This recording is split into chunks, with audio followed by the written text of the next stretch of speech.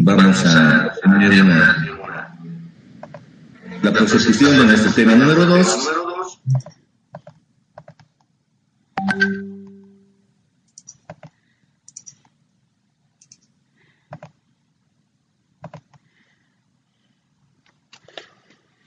Bien, estamos en las fuentes del derecho constitucional liberal clásico. Como habíamos visto, el derecho constitucional liberal clásico tiene 3 fuentes. Las 3 fuentes, vamos a permitir a uno de nuestros compañeros que llegó. No llegó. Así.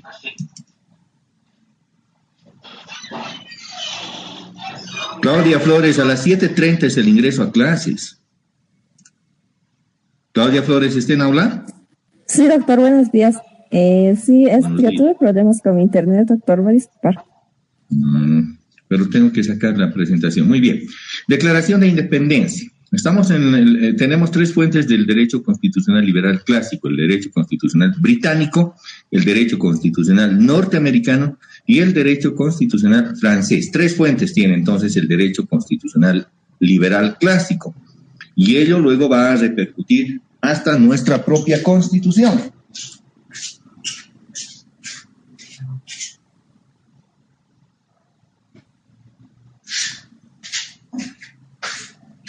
Estas 3 fuentes del derecho constitucional liberal clásico son incuestionables como fuentes del derecho hasta la actualidad, como hemos ido viendo en los ejemplos británicos y como vamos a ver en el ejemplo norteamericano. Pero ¿de dónde viene este derecho constitucional norteamericano? Además que es importante señalar que como hemos verificado más bien en el derecho constitucional británico, que no tiene una constitución positivada o escrita, pero tiene un conjunto de normas de contenido constitucional, se encuentran vigentes.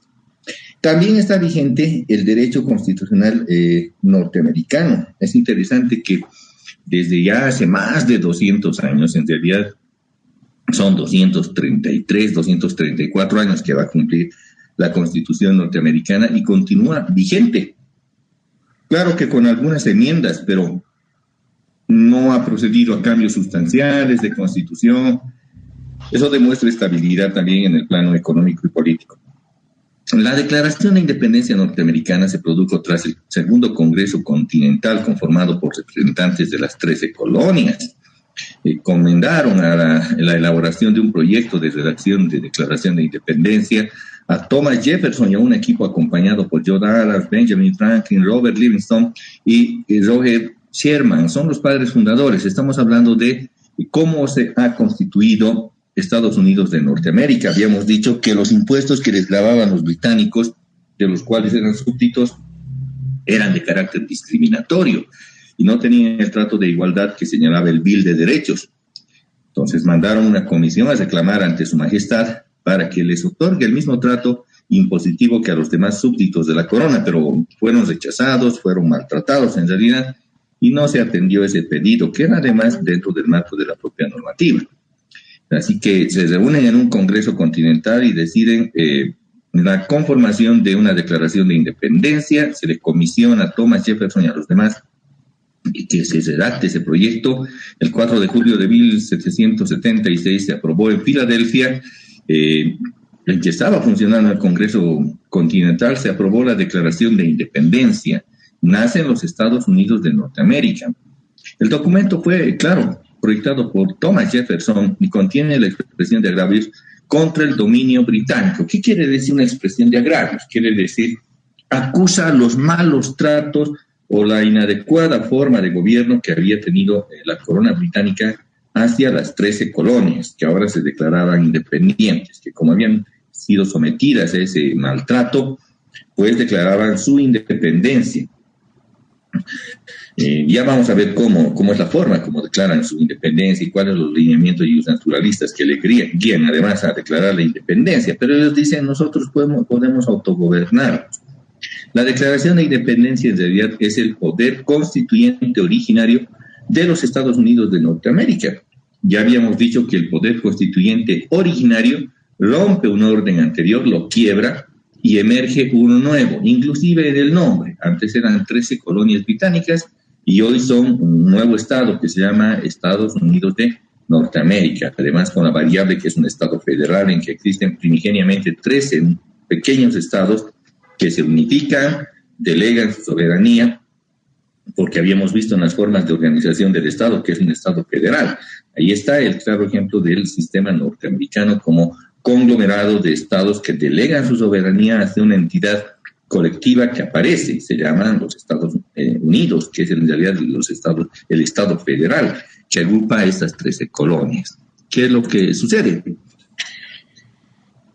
Vamos a citar una parte de la Declaración de Independencia. Indica, miren cómo quiebran el orden anterior. Sostenemos como evidentes estas verdades, que todos los hombres son iguales, que están dotados por su creador de ciertos derechos inalienables. Entre ellos están la vida, la libertad, la búsqueda de la felicidad. Noten que aquí, igual que en el sistema británico, hay una amplia participación de John Locke. ¿Cuál era la obra de John Locke?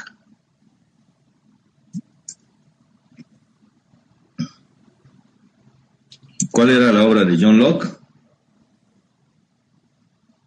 No están haciendo seguimiento. Muy bien. Anaí Jimena Mercado. Anaí Jimena Mercado. Sí, doctor. Muy bien. Bien, vamos a la Constitución Política del Estado. Derecho a la vida, ¿en qué artículo está?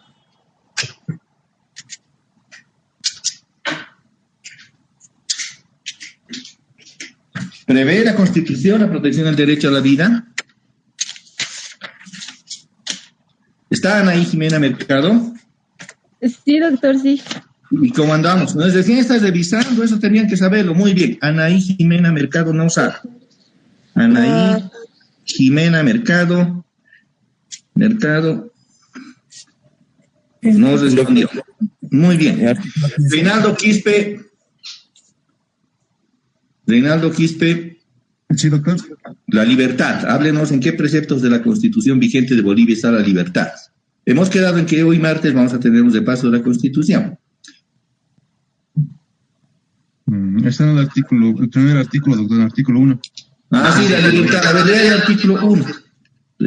Bolivia se constituye un Estado unitario, social de derecho, plurinacional, comunitario, libre, independiente, soberano, democrático, intercultural, descentralizado y con autonomías. Bolivia se funda en la pluralidad y el pluralismo político, económico, jurídico, cultural y lingüístico. ¿Y dónde está el derecho a la libertad en ese artículo?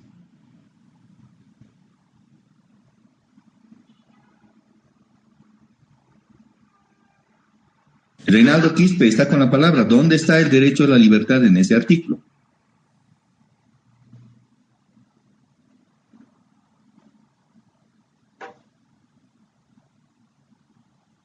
¿Está conectado Reinaldo Quispe? Bien, no sabe. Claudia Flores. Sí, doctor, buenos días. Buenos días. Derecho a la propiedad. ¿En qué precepto está el derecho a la propiedad?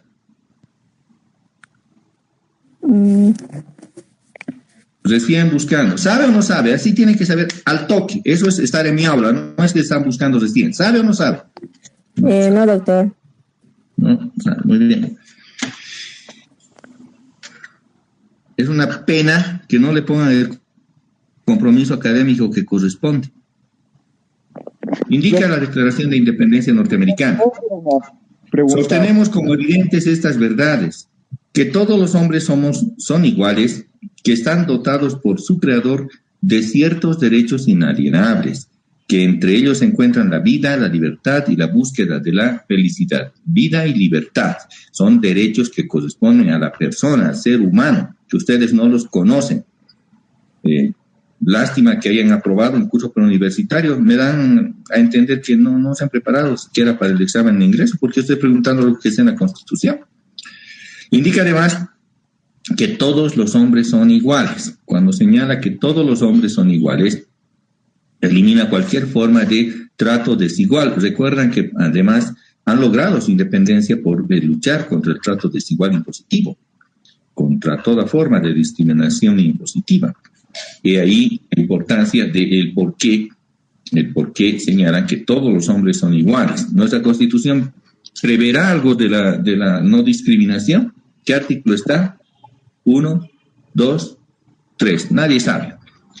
Bien, no conoce. No han leído la Constitución. Bueno, es un punto en contra de todo el curso. No solo uno, varios. ¿En qué estamos todavía? Estamos en las formas de organización que tiene el Estado. Y la Declaración de Independencia, sin embargo, tiene además a la par un debate interno que se ha tenido en Estados Unidos de Norteamérica para la edificación de que estas 13 colonias se constituyan en un Estado. Ese debate es es un conjunto de artículos, un conjunto de artículos en prensa, además, y ante la crítica del sistema federal, porque ellos querían hacer un sistema federal, dijeron, ¿qué es eso del sistema federal? Bueno, les dijeron, es la unión de los 13 estados, pero que además van a perder su soberanía, no van a tener soberanía cada uno de ellos. ¿Cómo que no van a tener si son 13 estados? Pero además no van a tener una legislación propia por el momento, sí la van a tener a futuro sobre la base de sus propias constituciones. Cada estado va a tener su constitución, sí, pero van a tener una constitución federal. Y ahí que la Constitución norteamericana ha nacido a la vida independiente, más bien ha nacido a la vida el 17 de septiembre de 1787. Y el debate fue, además de elementos de la Constitución. La Constitución norteamericana contiene 7 artículos, así, 7 artículos, claro que están divididos en secciones. No es este mamotreto que tenemos una colección de 411 artículos. Y si pudieran poner 599, le pondrían en Bolivia. Allá tiene 7 artículos divididos en secciones. Y además es una constitución orgánica, organizacional, es decir, estructura el Estado. Existió un debate entonces en prensa para comprender qué es esto del Estado federal entre 3 políticos, Hamilton, Madison y Jay. Ellos debatieron sobre lo que se debiera considerar el sistema federal de gobierno. Este debate que en prensa, una colección de artículos, claro, no había internet en ese momento, no se mandaban un TikTok, no se mandaban un WhatsApp, no, nada, había pues prensa, uno quería publicar, y más bien, porque así queda además la publicación del Federalista, el conjunto de 85 artículos que se han publicado en aquella ocasión. El Federalista refleja el planteamiento político para el establecimiento del Estado federal y de sus mecanismos que lo componen, una forma de su funcionamiento. Recuerden que el examen conmigo va a ser un examen oral, porque ya esto de la plataforma he visto que hay otros sistemas que colaboran. No. Quien sabe, sabe, y quien no sabe, pues no sabe. Entonces, por favor, les estoy pidiendo que tomen atención a las clases.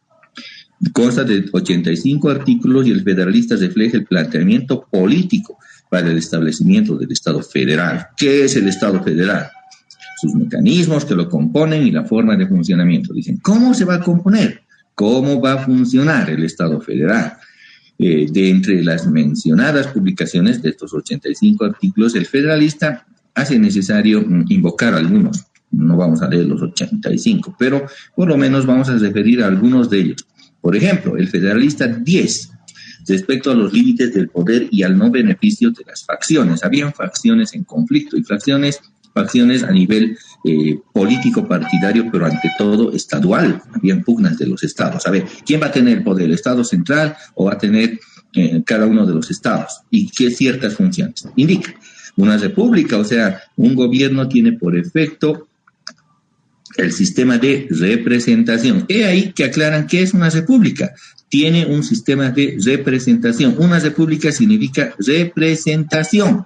Repito, una república significa representación. Por eso es que mal podemos negar en Bolivia y decir el viejo Estado republicano, cuando en realidad el Estado republicano significa que está vigente. Además, para quienes quieran criticar o decir ya no existe, pues existe, está plenamente vigente, significa un Estado con representación, además que ofrece distintas perspectivas, sostiene y promete el remedio que buscan ellos, que buscamos, dicen, ¿no? Ellos buscan un Estado republicano de representación. Indica además en su propia redacción, examinemos acá pues que se distingue la democracia pura y entonces comprendemos tanto la índole del remedio cuanto la eficiencia ha de derivar de la unión. Dicen, ¿es eficiente la unión? Pues tenemos que describir por qué es eficiente la unión. Están debatiendo si van a estructurar un Estado federal, están en los albores de su Estado, están en la gesta de su Estado. Las dos grandes diferencias entre democracia, que son la primera, son diferencias, la primera y segunda, que delegará la facultad de un gobierno. Primero va a decir que hay una característica de representación como característica primera, y la segunda, que delega la facultad de gobierno a un pequeño número de ciudadanos. Lo que habíamos estado explicando de qué es el concepto de Estado, y muchos repetían, Estado es la sociedad jurídica y políticamente organizada. Eso es falso. Y aquí los norteamericanos pues la tenían clara desde el inicio. Dicen, es un pequeño número de ciudadanos el que gobierna. El Estado es un pequeño número. En coincidencia de nuestro planteamiento, nosotros decíamos el Estado es un grupo reducido en la sociedad, pero que se encarga de conducir las políticas públicas de toda ella. Miren, el sistema, más bien el debate federalista de hace más de 2 siglos ya nos aclaraba esto. Sin embargo, en Bolivia, por esa intención de propagar la ignorancia en nuestro país y en nuestros estudiantes y en nuestro conocimiento, nos hacen repetir como pericos y sin razonar, nos dicen, el Estado es la sociedad jurídica y políticamente organizada. Ellos tienen clarísima en qué es el Estado. Indica que es un pequeño grupo el que conduce la sociedad, pero ellos deben ser elegidos por el resto. El resto elige a este grupo. El poder constituyente es de todo el pueblo. El poder constituido es de este grupo derivado. La República puede comprender un número más grande de ciudadanos y una mayor extensión de territorios. Claro, la mayoría de la población somos nosotros, que no ejercemos la función estatal de conducción, no ejercemos la función de gobierno. Nosotros simplemente somos los subordinados. En cambio, en el sistema norteamericano ya se percataron de aquello, y por eso debatían cuál debe ser el límite del poder y los intereses absolutos de las facciones. Los grupos que están en pugna por conducir el poder, pues obviamente van a querer dirigir este poder en beneficio de su grupo, y así ha sucedido en todas partes y en todo momento de la historia. No es ninguna novedad decir, el Estado había servido para que ciertos grupos se beneficien. Hay explotación del hombre por el hombre, eso dicen los trotskistas, pero eso es evidente. Es como decir, si mezclo agua caliente con agua fría voy a obtener agua tibia. Es una verdad de perogrullo, es una cosa tan elemental que no necesita explicación, pero a veces se pierden en esas pseudo explicaciones.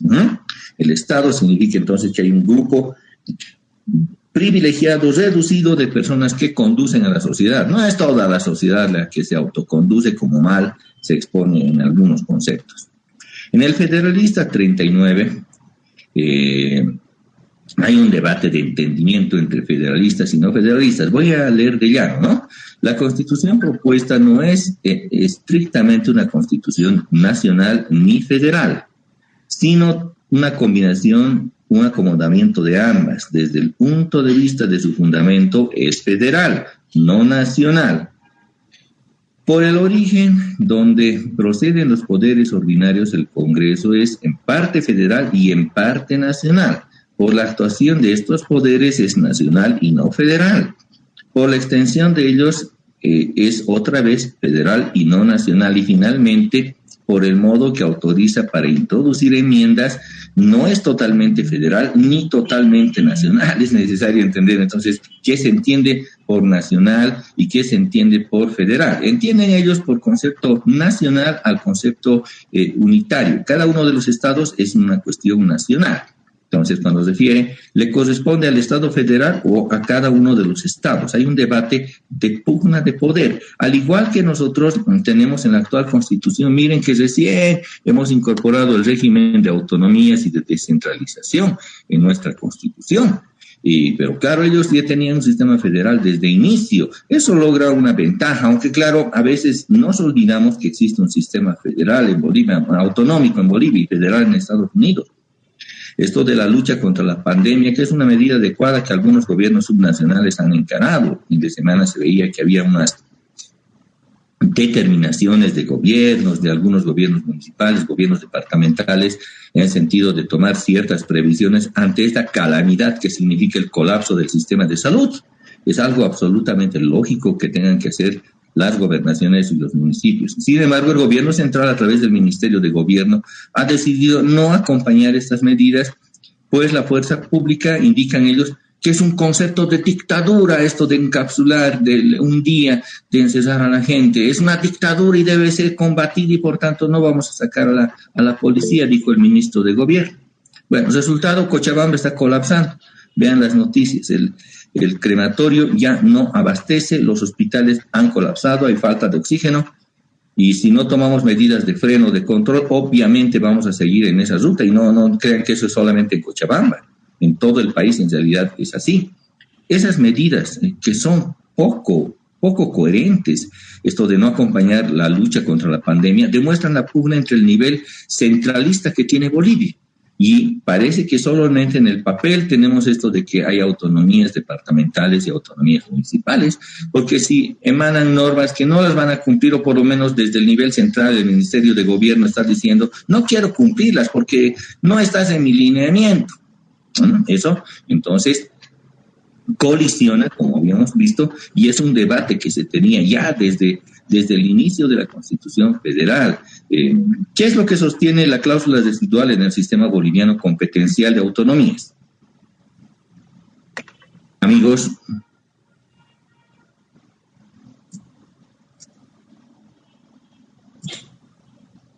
Patricia Garrón,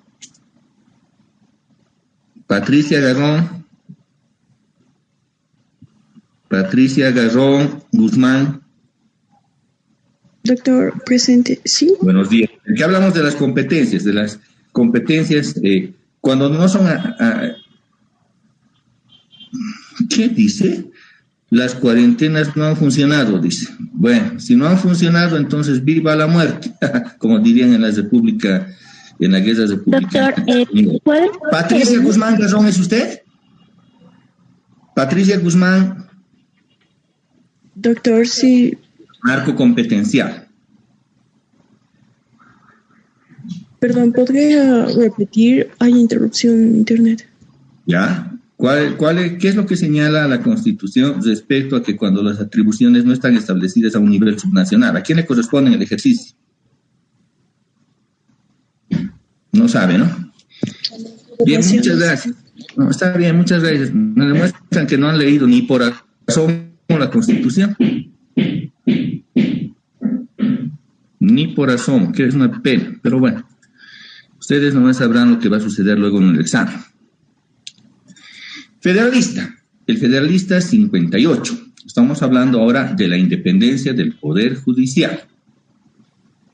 La independencia del Poder Judicial, en el debate del federalista, en esos artículos que se denominan el federalista, se plantea lo siguiente: la independencia completa, ellos quieren una independencia completa de los tribunales de justicia, es particularmente esencial en una constitución limitada. Por constitución limitada entiendo, sostiene el debate, que la que contiene ciertas prohibiciones expresas aplicables a las autoridades legislativas, como por ejemplo, la de no dictar decretos que impongan penas e incapacidades sin previo juicio, no hay sentencia sin juicio, leyes ex post facto, leyes después del hecho, y otras semejantes. Las limitaciones de esta índole solo pueden mantenerse en la práctica a través de los tribunales de justicia, cuyo deber ha de ser declarar nulos todos los actos contrarios al sentido evidente de la Constitución. Sin esto, todas las reservas que se hagan con respecto a determinados derechos o privilegios serán letra muerta. Y tiene razón, letra muerta, cuando lo que nosotros le llamamos preceptos proclamativos, leyes proclamativas, porque proclama y no se cumplen, a ellos le llaman la letra muerta. Puedes tener en la Constitución, en la ley, ciertos preceptos que te digan que hay la independencia, que es lo más bello, el 180 de nuestra Constitución que proclama hermosos principios de que deben aplicarse la administración de justicia, pero llegada a la verdad, a ver, si se nombra a un juez que ha sido exfiscal, que además ha estado llevando a la cárcel, no a uno, a varias personas, sin prueba alguna, pero se le premia nombrándole juez, será transparente, ágil, célere. A ver, leemos el 181, ya que no, el 180, parágrafo 1, ya que no han leído la Constitución. Alguien dígnese leer en sala, en aula, la Constitución. Buen día, doctor. 180, párrafo primero. Buen día. La jurisdicción ordinaria se fundamenta en los principios procesales de gratuidad, publicidad, transparencia, oralidad, celeridad, probidad, honestidad, legalidad, eficacia, eficiencia, accesibilidad, inmediatez, verdad material, debido proceso e igualdad de las partes ante el juez. Ya, bien, gracias. Lo que quiere decir que hay unos principios. Ya habíamos dicho, y no me entendían, qué es el deber ser y el ser. Eso es el deber ser. La justicia así debe ser. Es lo que dice Kelsen, ¿no? Un mundo de normas que deben aplicarse a las leyes. Así debiera ser, pero no lo es. ¿Cómo es en realidad la justicia? Es corrupta, tardona, enriquecedora de jueces y fiscales, pero no es transparente, célere, ni aporta los principios. Prueba de ello es que aún ex fiscal con cuestionamientos serios respecto a haber privado de libertad a una persona con hechos además totalmente demostrados, era inocente, pero se le llevó a privación de libertad, punto, porque él quería, pero ahora es premiado como juez, y no me refiero a una persona como juez, es el sistema el que funciona así. La corrupción repite a la corrupción. Sí, y además la mediocridad, porque de paso son mediocres, están haciendo chanchullo ahí en sus exámenes para optar a jueces. Tengo el honor de nunca haber sido ni fiscal ni juez, eso es un honor en Bolivia, aunque muchos se pelean por estar en ese cargo, pero realmente la dignidad y el honor no tiene reparo. Y los principios que nos señala la Constitución son diferentes a los que se aplican en la realidad. Y este debate respecto a la independencia del Poder Judicial, que existan normas como las que se hacen hoy en Bolivia, contrarias a la justicia, ex post facto, que intervengan las funciones del Poder Judicial, ya estaban limitadas en el debate del federalista, de cómo se debe entender la Constitución. La independencia del Poder Judicial es propuesta como un fundamento para el control de los actos de los demás poderes de los tribunales de justicia. Además, es importante que se aplique en el sistema norteamericano. Les estará valiendo lo que dice su presidente, sinceramente. La Suprema Corte Federal, cuando emite su jurisprudencia, no lo hace pensando en qué pensará nuestro presidente, nos van a premiar, nos van a votar, nada. No olviden que ya eran hombres y mujeres que han vivido mucho tiempo como abogados, que ahí se están jugando el prestigio. Ya no están tras un carguito. Esa es la gran diferencia y sustancial con el sistema boliviano. Son nombrados por afinidad o proximidad política, que cuando les dan una instrucción, porque les dan instrucciones, tengan que fallar tal como se les dijo, no importando si es además irracional desde el punto de vista jurídico. Prueba de ello es que está en debate ante la Corte Interamericana de Derechos Humanos, y al parecer estos días se va a emitir el fallo, sobre si la reelección o postulación para reelección indefinida es o no un derecho humano. Recuerden que una determinación constitucional, la sentencia constitucional nacional 84-2017, indicó que la reelección es un derecho humano, y el auspiciador vivaz de esa norma como fundamentador teórico fue nuestro actual ministro de Justicia y nuestro ex procurador y ministro de Justicia, Héctor Arce. Ambos, Iván Lima y Héctor Arce, dijeron es un derecho humano. Ahora veremos si la Corte Internacional de Justicia dice si es un derecho humano o no. Pero ¿a qué nos estamos refiriendo?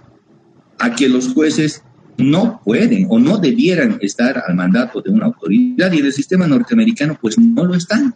Son independientes. A ver, díganle a un Supremo de la Corte Federal de Estados Unidos que falle o no falle de esta manera, los va a detener, porque ellos ya están tras haber estado muchos años como abogados. Recuerden que una media en edad, no por norma, sino por costumbre, para ser ministro de la Suprema Corte Federal de Estados Unidos está en el orden de los 65 años, 65 años. Y claro, llegarán hasta los 75, 80 en funciones.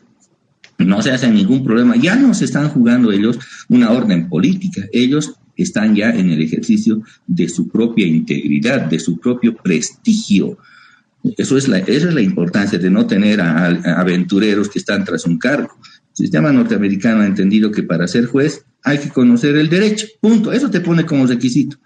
Ay, tú dirás, pero ¿cómo saber que conoces el derecho? ¿Cuántos años de trayectoria tienes? ¿Eres corrupto? ¿Cuántos juicios has tenido? ¿Has metido a la cárcel a gente inocente? Ahí le va el guante a quien ya saben quién es, un juez recientemente designado. Al pobre Jerry Fernando han tenido 4 años y medio, casi 5, sin prueba alguna, solo para decir que él es el culpable. Hay formas como identificar quién ha sido el culpable, pero no quieren porque hay móviles políticos, hay vinculaciones familiares de designaciones en los cargos de administración de la entonces Gobernación de La Paz a cargo de un exministro también, gobernador y ministro del masismo. Ese es el problema. El único problema es eso, decir sí, fue un caso de impericia, pero claro, no lo quieren decir porque implicaría responsabilidades desde ese nivel. Bueno, el concepto de independencia, entonces, norteamericana, como notarán, no puede intervenirse. La interpretación de las leyes es propia, peculiarmente de la incumbencia de los tribunales. Una constitución es el hecho de una ley fundamental y así debe ser considerada por los jueces.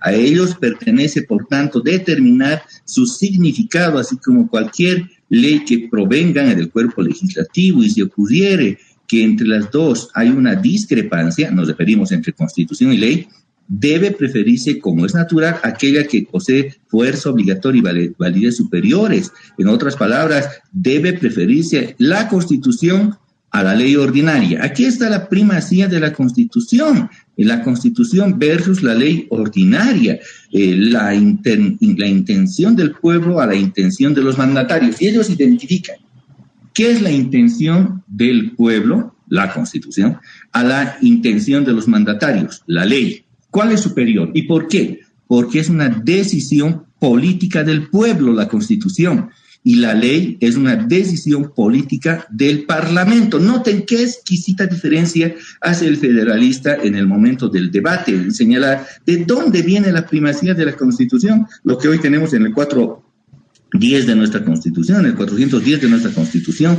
esa primacía, esa jerarquía, viene de un debate norteamericano. ¿Cómo podemos decir Bolivia ha mandado al basurero la república y ha emergido el Estado plurinacional desde el 2009? Es un nuevo Estado. Cuando estamos notando que el concepto de primacía de la Constitución viene justamente de esta estructura. Léase completo, por favor, el artículo 410 de la Constitución. 410. Artículo 410, parágrafo primero. Todas las personas naturales y jurídicas, así como los órganos públicos, funciones públicas e instituciones, se encuentran sometidos a la presente Constitución. Parágrafo segundo. La Constitución es la norma suprema del ordenamiento jurídico boliviano y goza de primacía frente a cualquier otra disposición normativa. El bloque de constitucionalidad está integrado por los tratados y convenios internacionales en materia de derechos humanos y las normas de derecho comunitario ratificados por el país. La aplicación de las normas jurídicas se regirá por la siguiente jerarquía de acuerdo a las competencias de las entidades territoriales. Primero, Constitución Política del Estado. Segundo, los tratados internacionales. Tercero, las leyes nacionales, los estatutos autonómicos, las cartas orgánicas y el resto de legislación departamental, municipal e indígena. Cuarto, los decretos, reglamentos y demás resoluciones emanadas de los órganos ejecutivos correspondientes. Bien, muchísimas gracias. Entonces, esa primacía que tenemos en la Constitución, nótese que es transportar el concepto de primacía del sistema norteamericano. El imperio nos ha invadido y ha puesto en esa Constitución. No, sino que es un sistema universalmente aplicable. La Constitución está por sobre cualquier ley por una razón. La Constitución emerge de la voluntad del pueblo soberano y la ley deriva de la voluntad de los representantes del pueblo. La Constitución viene de la originaria, ¿no? Viene del que el pueblo quiere un nuevo Estado y quiere una Constitución. Y luego las leyes derivadas van a emerger de un parlamento, que es un conjunto de representantes, tal como se dijo. El Estado no es toda la sociedad, es ese conjunto de representantes que tienen por función guiar las políticas públicas. Y cuando son representantes, estamos ante la vigencia de una república.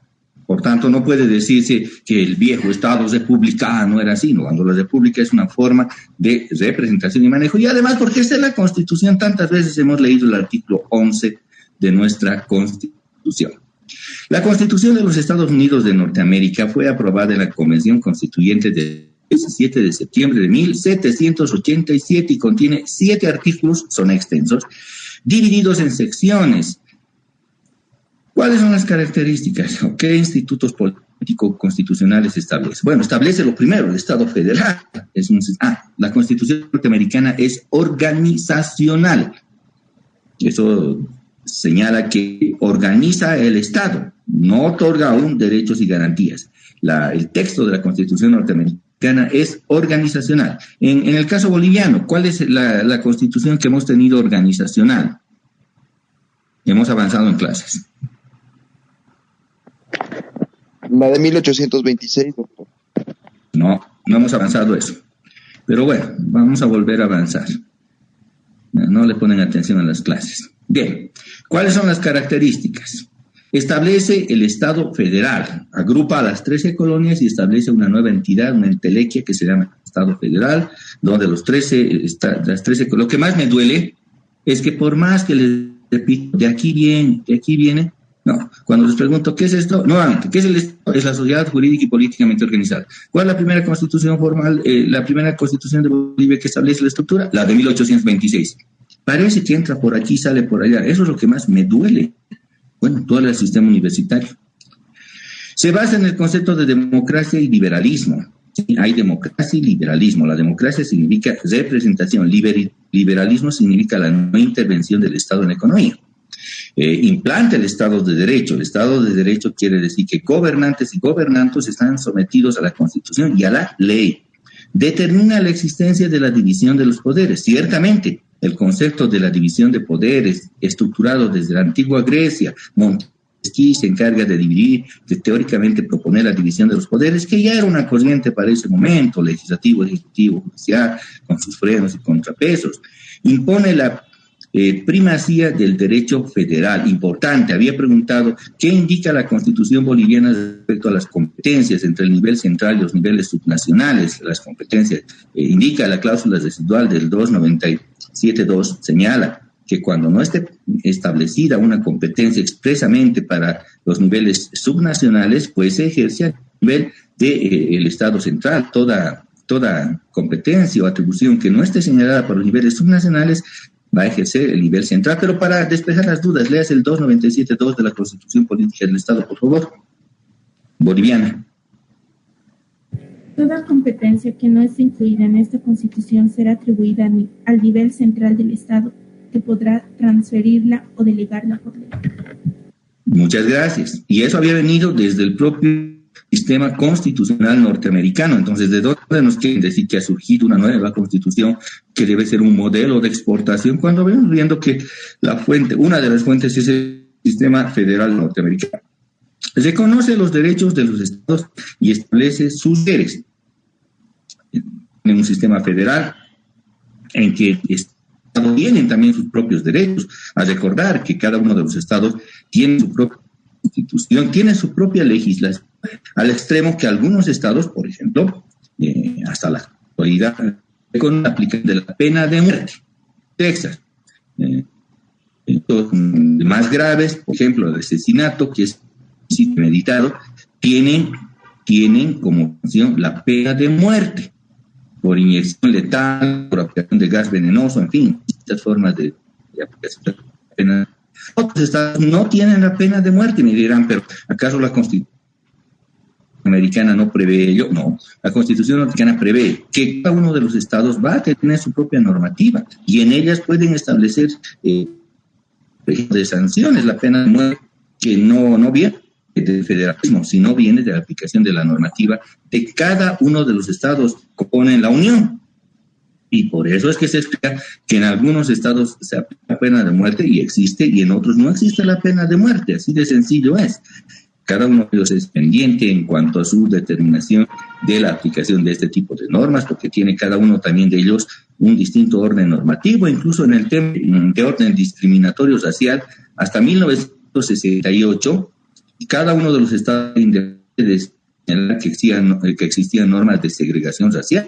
Recién en 1968 se establece de equilibrio, de igual participación y de eliminación de las formas de ese trato diferenciado que existía con la descendencia afroamericana, principalmente. Habían Todo era dividido, solo para blancos, solo para negros. Así era, ese es el sistema que existía hasta 1968, en que se decida, no, eso ya no va a ser de atribución de los estados, va a ser una atribución federal.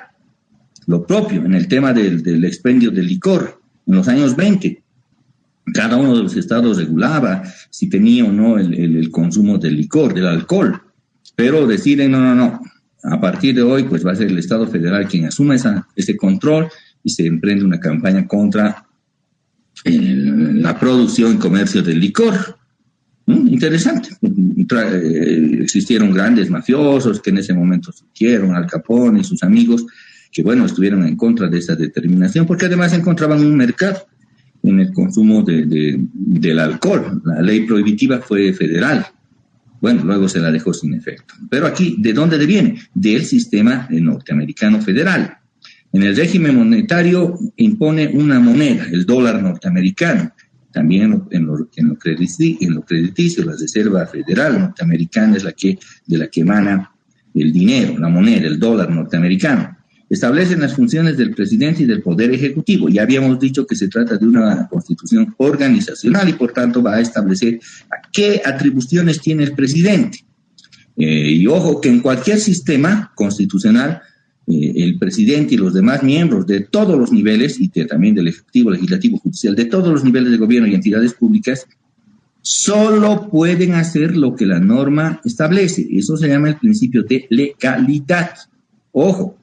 No es lo que señala el 14.4 de la Constitución. ¿Qué es lo que señala el 14.4 de la Constitución?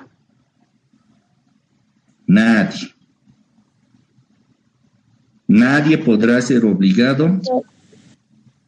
Adelante. En el artículo 14 señala que nadie podrá ser obligado ni hacer lo que la Constitución y las leyes manden. Y las atribuciones del presidente y vicepresidente lo encontramos en el artículo 172. No es así. Lea expresamente lo que señala el artículo 14.4. Okay. En el ejercicio de los derechos nadie será obligado a hacer lo que la Constitución y las leyes no manden, ni a privarse de lo que éstas no prohíben. Muchísimas gracias a la última persona que dio lectura. Y por favor, cuando lean un precepto, no le pongan un signo de interrogación. No me digan, nadie podrá hacer lo que la Constitución no mande. No tiene una interrogación, es una lectura llana. Por favor, a corregir aquello. Puede traer dificultades en un proceso judicial. Pero decíamos que en el sistema norteamericano se le establecen, y en cualquier sistema, las funciones del presidente. Aquí claramente se señala qué funciones, atribuciones va a tener el presidente y el Poder Ejecutivo. No pueden hacer más allá de lo que está en la Constitución. Y esto de que en el ejercicio de los derechos, eso le corresponde a los ciudadanos, no a los gobernantes. Pero claro, con la ignorancia que se tiene en Bolivia, se dice, lo que no está prohibido está permitido. Pero ojo, aún eso ya se aplique, aceptamos esa barbaridad jurídica, porque es distinto el concepto, pero eso no se aplica a los gobernantes, sino únicamente a los gobernados. Determina la organización y funciones del Congreso a cargo del Poder Legislativo. Es el Poder Legislativo del que emana la legislación. Organiza y otorga competencias al Poder Judicial, la Suprema Corte de Justicia Federal y la estructura jurisdiccional o judicial que se tiene en el sistema norteamericano. Tiene respeto a la separación de poderes, legislativo, ejecutivo, judicial. No se lo establece de manera expresa, pero sin embargo establece la existencia de la organización de funciones de dichos poderes, porque cada uno de ellos tiene su propia función. El legislativo tiene sus funciones, el ejecutivo tiene sus funciones, el judicial tiene sus funciones, pero no hay ningún precepto que diga que cada uno es independiente del otro, no, pero es implícito ello y conlleva la separación de poderes inherentes a la Constitución, aunque no se encuentre expresamente enunciado este precepto, pero la existencia de atribuciones propias hace a la separación de cada uno de ellos. El Poder Ejecutivo se encuentra conformado, más bien el Legislativo se encuentra conformado por el Congreso Federal, compuesto de dos cámaras, tienen dos cámaras, el Senado y la Cámara de Representantes. Se establece el procedimiento legislativo. A ver, ¿en Bolivia tenemos o no tenemos un procedimiento legislativo? Claro que sí, está en el 162 al 164, pero nótese que esto viene incluso desde el derecho constitucional británico. Entonces, está en el derecho constitucional británico, está en el derecho constitucional y la Constitución norteamericana. ¿Cómo podemos decir, hemos estructurado un nuevo Estado, ha nacido un nuevo Estado con nueva normativa que antes no conocía el mundo? Nosotros vamos a exportar nuestra Constitución. Pero no, había sido nomás que tiene fuente en el sistema británico-norteamericano posteriormente. El poder ejecutivo se encuentra encomendado al presidente, por lo que surge un nuevo sistema ejecutivo diferente a los reyes. Aquí sí es estructural esta diferencia. Hasta ese momento no se conocía el concepto presidente. No había el concepto presidente. Eran primeros ministros o reyes en las monarquías europeas, incas, si queremos, aquí en el sistema del incario. No sé qué se habrá llamado en el Tiwanaku, no sé qué se habrá llamado el gobernante, pero algún nombre ha debido tener, o simplemente gobernante. Lo que quiere decir que se crea una nueva figura de mando, se llama presidente, que además tiene que cumplir ciertos requisitos para ejercer el cargo. Como es presidente, no es eterno, lo que quiere decir que cada cierto periodo de tiempo, o sea, el sistema norteamericano es de la Olimpiada, quiere decir, eso toma cada 4 años el mandato de un representante o de un presidente. Cada 4 años se renueva y además tiene derecho a una reelección, una sola reelección.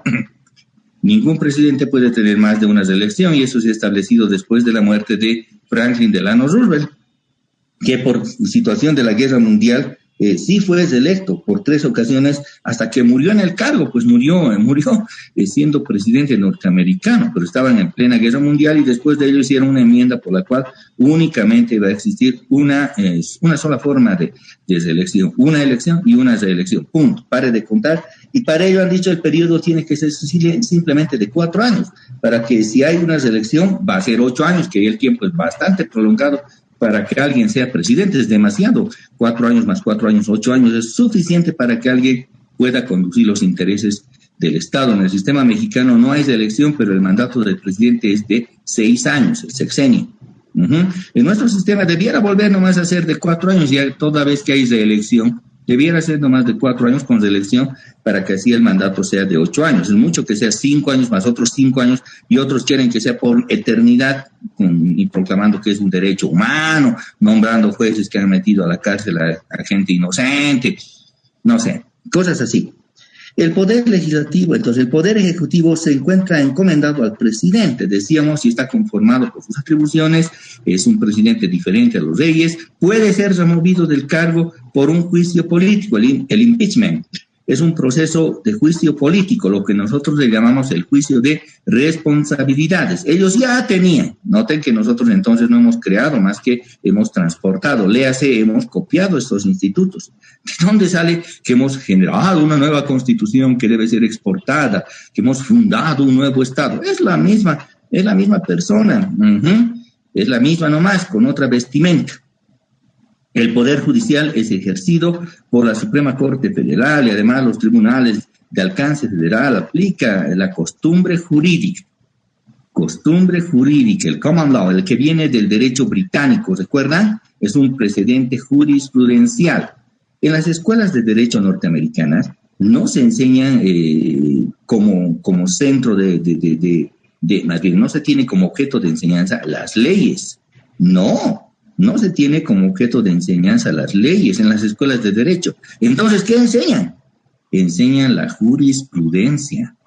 Enseñan jurisprudencia, que quiere decir la aplicación de fallos evidentemente emitidos pues por una Suprema Corte Federal de personas serias, no las que están cambiando de jurisprudencia cada día como en Bolivia, personas serias, que dan un lineamiento de cómo debe ser la aplicación del derecho para la resolución de las causas.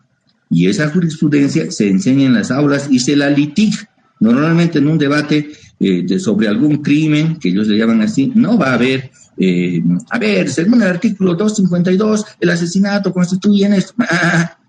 Se resolverá. Según el precedente, no sé, Smith contra Johnson, de 1846, en este caso de parricidio se falló de la siguiente manera en la Suprema Corte Federal.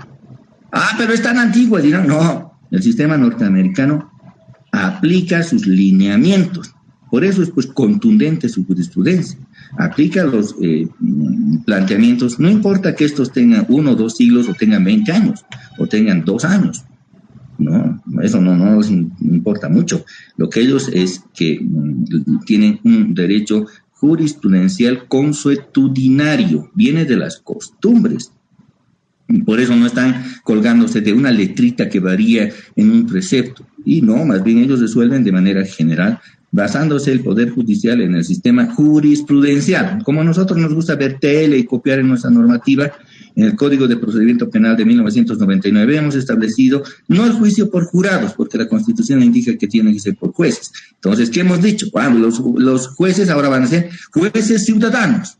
Y además vamos a aplicar la jurisprudencia. Bueno, los jueces ciudadanos no han funcionado. Lo he dicho desde un primer momento, lo he escrito cuando era un abogado jovencito, he escrito, no va a servir, no va a servir. 15 años después, no sirvió. Pero han tardado 15 años en darse cuenta de lo que era un error desde un principio que conocían. Y sigo sosteniendo, la aplicación jurisprudencial en Bolivia es caótica y debía ser eliminada, excepto los casos de jurisprudencia que declare la inconstitucionalidad. Únicamente ella se debía aplicar porque el resto en Bolivia es caótico. Lo que dicen A en la mañana, indican B para el caso de la tarde y C para el caso de la noche. Así son los fallos en Bolivia. En un solo día tienen 3 lineamientos.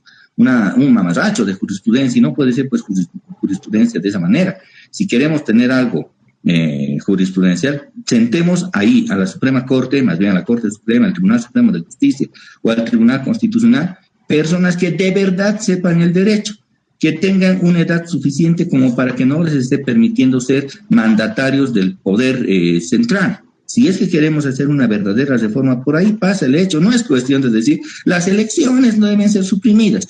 Con elecciones o sin elecciones, si es que los candidatos son inhábiles, no tenemos otra que votar, pues entre basura y otra basura. No hay nada más. Eso, y por eso el pueblo ha tenido como resultados las elecciones del 2011 y del 2017 el porcentaje de 85% de votación entre nulos y blancos.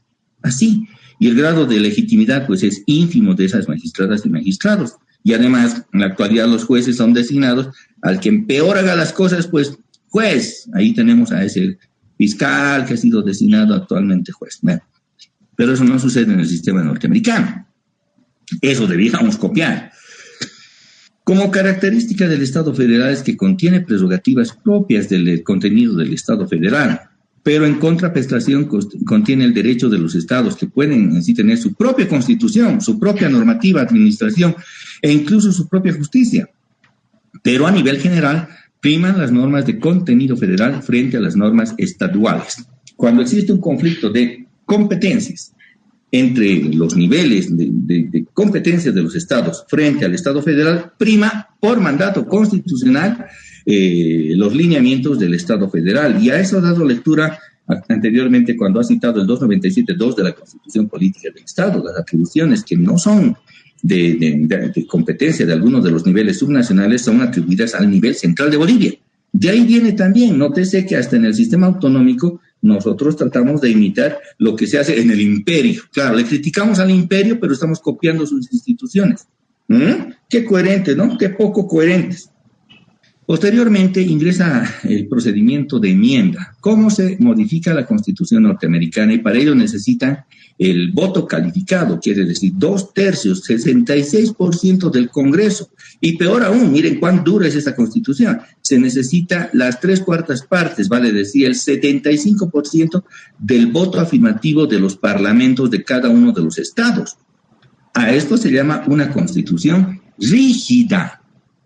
Es rígida porque permite su estabilidad en el tiempo y porque está pues bien hecha. Es sencilla y bien hecha. Es un modelo que se puede acomodar absolutamente a todo.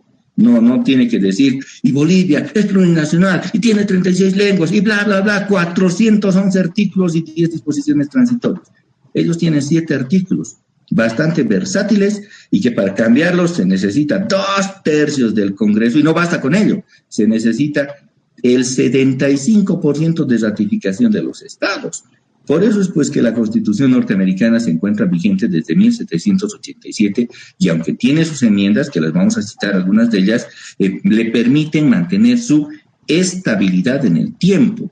Por eso es estable, y estable en lo económico, estable en lo político y estable en lo constitucional. Ajá, entonces lo económico deviene a la estabilidad constitucional. Claro que sí, es así, no es al revés, como muchos de nosotros pensamos en el mundo del derecho. El derecho organiza todo, el derecho es ciencia, es al revés. Es la economía o la base económica de un Estado fuerte el que permite tener una política fuerte y, por último, una constitución estable. Eso es lo que se demuestra en el sistema norteamericano. Se establece la supremacía de la Constitución, como habíamos visto en el debate, pero también la propia Constitución establece la supremacía de la Constitución. Y además establece que los jueces y demás autoridades tienen la obligación de aplicar la Constitución de manera preferente a la ley ordinaria. Este concepto se desarrolla luego en el caso Marbury versus Madison. Marbury versus Madison se establece ese debate, que lo vamos a ver también. Tenemos Marbury versus Madison. Como notará, mi asignatura no es, hagan un trabajito, a ver, ¿qué dice la Constitución norteamericana? Pues no es así. Definitivamente nosotros, si vamos a saber algo, lo vamos a saber bien, lo vamos a conocer, porque es nuestro deber de estudiantes conocer dichos procedimientos. Bueno, el resumen, me estoy fijando, de la Constitución no puede ser para el 31 de mayo, porque había sido día lunes y no pasamos clases los días lunes. Va a ser para el día 1 de junio, que es el día martes siguiente. ¿Me entienden, por favor? Tomen nota. El resumen de la Constitución en su cuaderno, que ya debe estar seguramente a punto de concluir, no va a ser para el 31 de mayo porque no tenemos clases los días lunes. Va a ser para el lunes, para el martes 1 de junio. Corrobóreme si por favor es el 1 de junio martes para no tener nuevamente un problema con el tiempo. Estimados estudiantes. Es 1 de junio, doctor. Perdón, no lo he escuchado. Sí, doctor, cae martes. Sí, Muy bien, entonces el martes 1 de junio, por favor, sus resúmenes de la Constitución, dada cuenta que no habían leído. Nadie me está demostrando solvencia en cuanto al manejo de la Constitución, algo que corresponde a un estudiante de Derecho. Cuando uno estudia Derecho, le van a preguntar, sus familiares deben preguntar, ¿y qué estás estudiando en Derecho Constitucional? Ah, son clasecitas que pasamos. No, jóvenes. Esto es para el dominio de la Constitución política del Estado. Están en mi asignatura, no están en la UPEA, no están en una privada, no están en otro paralelo, están conmigo. Aquí van a dominar la Constitución o no van a aprobar, así de sencillito es. Les he preguntado y pues nadie ha tenido solvencia cuando les he llamado para que se pueda hacer la expresión.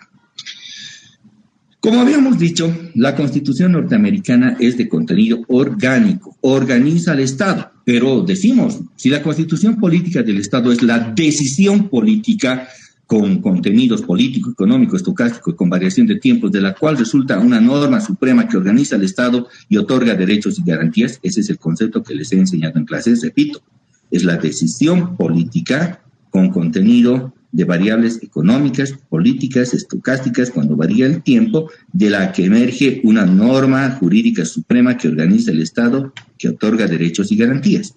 Tenemos la primera parte, organiza al Estado. Y esto de los derechos y garantías, la Constitución norteamericana tiene.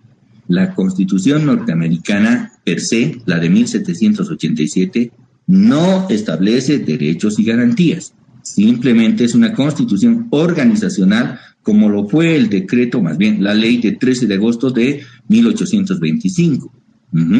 Una ley organizacional a la que le llamamos la primera constitución fáctica de Bolivia, porque organiza el poder del Estado, pero no le otorga derechos y garantías. ¿Cómo otorgan entonces en el sistema norteamericano las garantías? Bueno, en realidad se hacen 4 años después. En 1791 se aprueban las 10 primeras enmiendas norteamericanas. Se le conoce como la Declaración de Derechos. Recién en 1791 se establecen enmiendas a la Constitución, es decir, se establecen la Declaración de los Derechos. Y ustedes van a tener que conocer esto porque les voy a preguntar en clases a qué se refiere cada una de las enmiendas. La enmienda primera, referida al derecho de la libertad de expresión y de reunión y a la vez de la limitación del Estado para normar asuntos religiosos. En el sistema norteamericano es ampliamente reconocida y garantizada la libertad de expresión y de reunión, la de manifestación, y además de que el Estado no se inmiscuya en asuntos religiosos. A ver, para los que ven Los Simpson, ¿recuerdan cuando lo han expulsado al profesor Skinner? El director Skinner se va y es un sargento que vuelve a la milicia, al ejército, y bueno, lo colocan de director a Flanders. ¿Recuerdan ese episodio? A ver, vamos a graficar para los simpsonianos. Pero cuando va y quieren cambiarlo porque había convertido a la escuela, la había convertido pues en una falta de orden. Todos hacían lo que querían, no había orden. Flanders tiene ese carácter que no le permite controlar. ¿Y cómo es que lo cambian? Dicen, no, pero Flanders es un buen director, conoce nomás a los derechos de los niños, no es malvado. Pero en un momento que dice, y vamos a hacer las cosas como Dios manda, dice el Flanders. Dice, ha violado la enmienda primera. ¿Qué es eso? El Estado no puede intervenir en temas religiosos y a la vez los asuntos religiosos no pueden interferir en este caso en la educación estatal, lo que significa que está ampliamente protegida la libertad de expresión. En los mismos Simpson cada vez se están burlando de sus gobernantes. En Bolivia, si hubieran hecho aquí ese tipo de expresiones contra un expresidente, ya habían estado detenidos, prohibidos, sancionados, la ETT les hubiera caído con enormes multas. En el sistema norteamericano está totalmente permitida la libertad de expresión. Es más, es una base del derecho democrático que ellos tienen. Si quiero llevar la bandera norteamericana en el trasero en Estados Unidos, ¿puedo llevarla? Sí, puedes, es tu derecho, puedes llevarla donde quieras. Es tu derecho, allá tú lo que piensas. Derecho a portar armas. Es un derecho en el sistema norteamericano, que además en su origen le permitía tener un ejército de afronte frente a la nueva acometida británica. De ahí viene el derecho de portar armas, que el pueblo esté armado ante una nueva acometida británica para pretender colonizar, pero con el tiempo se ha mantenido y ahora es muy difícil de erradicar esto del derecho a las armas. En el sistema norteamericano uno puede ir y comprarse, no sé, un arma de puño o un arma larga, la que quiera. Puedo comprarme un arma, un revólver, un 38, o tener una 9 milímetros, o si quiero un fusil. Claro que sí, lo único que tienes es registrar tu arma, porque es para defensa personal. Se estima que en Estados Unidos existe como una multiplicidad, si es que se organizaran, de ejércitos al interior. Por eso es que también el sistema norteamericano, aparte de la guerra civil que ha tenido entre 1860 y 1865, no ha tenido mayores episodios porque hay una suerte de equilibrio. Todo el mundo se encuentra armado. Y si yo encuentro un ladrón a mi casa, ¿qué voy a hacer? ¿Lo puedes matar? Bueno, si ha acometido contra tu domicilio, puedes ejecutar aquello. Tienes derecho a la legítima defensa. ¿Y lo puedo matar con mi arma? Sí, claro que sí, porque estaba perturbando tu propiedad, tu paz y tu posesión. Puedes eliminarlo. Estás haciendo el derecho a la defensa. Pero claro, al otro lado también tienen los del lado del mal, tienen, la opción del manejo de armas, las pandillas, las verdaderas pandillas, no es el insulto a los jovencitos que se hacen, sino que las verdaderas pandillas, que también existen en Estados Unidos, pues tienen sus armas. Entonces, y de tiempo en tiempo algún loco por ahí se le ocurre, no sé, entrar a una escuela o entrar a un supermercado y descargar su arma y matar a todos. ¿Por qué? Porque su novia le ha traicionado o porque a su perro le han envenenado, cosas así medio locas también que ocurren en el sistema norteamericano, pero el derecho a portar armas es un derecho consagrado por la enmienda segunda que se encuentra plenamente vigente. La enmienda tercera, el alojamiento de las tropas militares en tiempo de paz y de guerra, estará normado por ley y será considerado el consentimiento del propietario. Recuerden que para el momento de establecimiento de una constitución y de un nuevo poder, Estados Unidos estaba en una guerra de independencia. Y claro, el ejército recién naciente, pues se internaba nomás en territorio, en terrenos de una propiedad privada. Entonces, se normó que para que ello pueda ocurrir, que sí puede ocurrir, se debe hacer mediante una autorización de ley y siempre se considerará el consentimiento del propietario. Al final de cuentas, si tengo una propiedad grande y el ejército necesita hacer uso de aquello, dirá, señor propietario, ¿usted permite que estemos aquí? Yo le diré, sí, estoy de acuerdo, pueden acampar, estarán pues 2 semanas o 3 y se irán. Ese es un sistema que garantiza la propiedad, pero además cumple la función de que el ejército en algún tiempo pueda hacer uso del campo.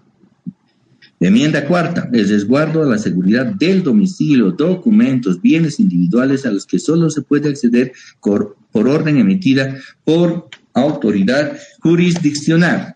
¿Qué quiere decir esto? En el sistema norteamericano, y como notarán en su enmienda número 4, lo que existe es la inviolabilidad del domicilio. Ya había venido desde la Carta Magna, ¿recuerdan? En el sistema británico, y ahora está en las enmiendas norteamericanas de los documentos y bienes individuales a los que solo se puede ingresar o acceder a estas comunicaciones, a estos por orden de autoridad judicial. Nuestra Constitución preverá aquello.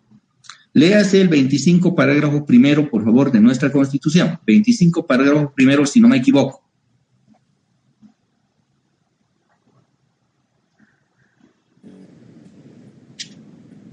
Hola. Artículo 25, parágrafo primero. Toda persona tiene derecho a la inviolabilidad de su domicilio y al secreto de las comunicaciones privadas en todas sus formas, salvo autorización judicial. Gracias. Exactamente en el lineamiento que establece la enmienda cuarta norteamericana. El imperio a cobrar impuestos. Sí, el imperio. Ahí está. Está copiándose del sistema norteamericano. No es porque se esté copiando del imperio, sino porque estas son las reglas universalizadas del Estado de Derecho. El Estado de Derecho contiene este tipo de resguardo que los norteamericanos han configurado y diseñado en sus enmiendas. Enmienda quinta. Se establece al derecho de juicio con jurados. No podrá juzgarse a una persona 2 veces sobre los mismos delitos. El derecho a guardar silencio, el derecho a no ser obligado a declarar contra sí mismo y la no suspensión de la libertad por castigos sin juicio previo. Bueno, y esto vamos a avanzar mañana. Por favor, estimados estudiantes, les ruego leer la Constitución. No sé si se pueden cambiar de paralelo, pero los que no quieren leer la Constitución y no quieren aprender derecho constitucional de verdad, no sé si tienen la modalidad de encarar su formación por otro profesor u otro curso, pero en tanto estén a mi mando, vamos a leer la Constitución, y no solamente vamos a leer, vamos a dominar la Constitución, estimados estudiantes. Mañana vamos a proseguir con la clase en este nivel. Entiendo que algunos ya se están desvinculando de la clase. Les mando mi saludo cordial nuevamente. Muy buenos días, nos reencontramos mañana.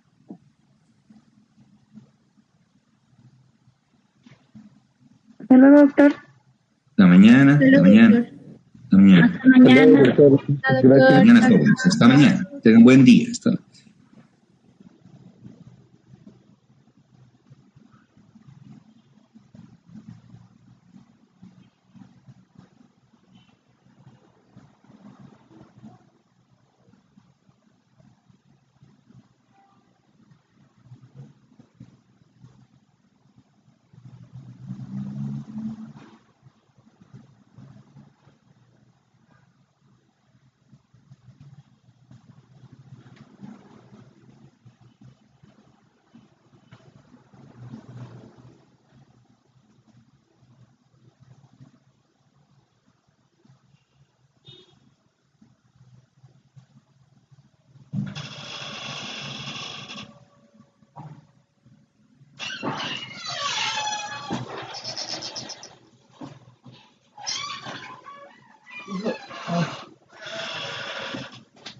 ¿Qué se llama?